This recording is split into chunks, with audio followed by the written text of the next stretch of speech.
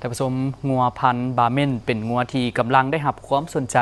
จากผู้ที่มักหักในการเลี้ยงงัวเพราะว่าเป็นงัวที่มีน้ำหลายเลี้ยงใหญ่ไว้ขายได้ราคาสูง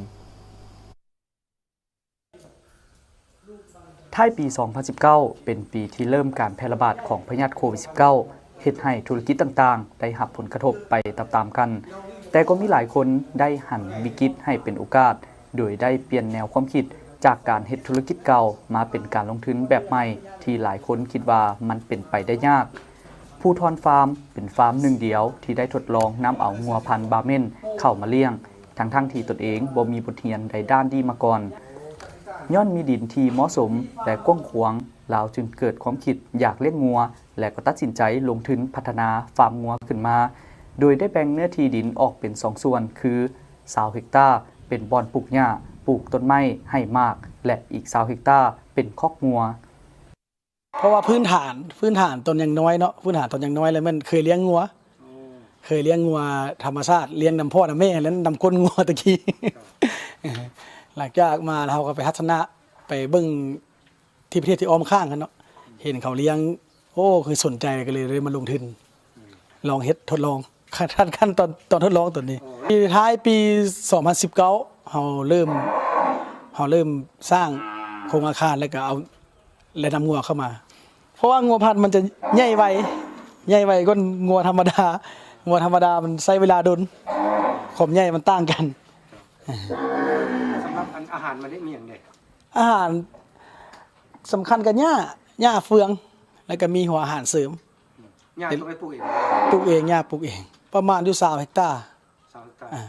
และเฉพาะตังงัวเพราะว่าเนื้อที่ทั้งหมดรวมหมดที่10 เฮกตาร์แล้วมาแบ่งเฮ็ดสวนยางก็มาแบ่งเฮ็ดสวนบักไม้เฮ็ดสวนบักเงาะสวนบักม่วงมี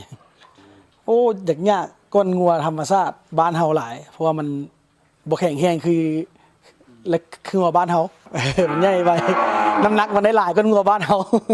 แล้วคิดว่าเลี้ยงในจำนวนที่ว่าเกือบ100ตัวนี้ตลาดห้องหับนี่เฮาหวังไปทางไหนเดี๋ยวนี้พื้นฐานก็จะเป้าหมายเทตอนนี้อยากเป็นขยายแม่พันธุ์ให้ประชาชนเฮารับรู้ว่าจะให้เลี้ยงเปลี่ยนมาเลี้ยงตัวนี้เพราะความหมายมันจะใหญ่มันได้คุณภาพก่อนขายมันได้เงินหลายก่อนนะขายนะในเบื้องต้นเราได้ซื้องัวพันธุ์บาเม่นมาทดลองเลี้ยง14ตัวงัวลาด50ตัวเลี้ยงคู่กันไปแต่มาสมเทียบแล้วเห็นว่างัวพันธุ์จะใหญ่ไว้กว่าและโตใหญ่ได้น้ำหนักดีกว่าเราจึงขายงัวลาดออกแล้วมาซื้องัวพันธุ์เข้ามาเลี้ยงทั้งหมดเพจเราจะให้100 แม่ก่อน100 แม่แล้วเราจะนำขายเป็นพ่อพันธุ์แม่พันธุ์แล้วเราจะบ่ขายให้พวกโคฆ่าสัตว์ดอกเราจะขายเป็นพ่อพันธุ์แม่พันธุ์ขยายให้ประชาชนแม่นแหละพันอย่างก็ว่าจังแจ้งหรือพันอย่างพันบามันเดี๋ยวนี้เรามีแม่พันธุ์50ตัวแล้วมีพ่อพันธุ์อยู่2ตัว2ตัวพ่อพันธุ์แต่ก็จำนวนนึงเราก็ได้ผสมพันธุ์เทียมเอาเราซื้อน้ำเชื้อมาแล้วผสมเอาจำนวนนึงเราก็ให้มันโคมกันเองสมมติว่าเราต้องการแม่มันใหญ่เราต้องการลูกมันงามอย่างนั้นมันก็มีขายที่อยู่ประเทศไทยแต่ฟาร์มเรามันมีครบมาแล้วเราซื้อน้ำเชื้อซื้อถังอย่างมาโดยที่ผสมพันธุ์เองมัดเราจะบริจาคพื้นเรามีเครื่องผสมพันธุ์หมดแล้วมาฮอดปัจจุบันภูทรฟาร์มมีงัวพันธุ์บาเม่นเกือบ100 ตัวในนั้นมีงัวพ่อพันธุ์2 ตัวและสามารถผสมพันธุ์เทียมได้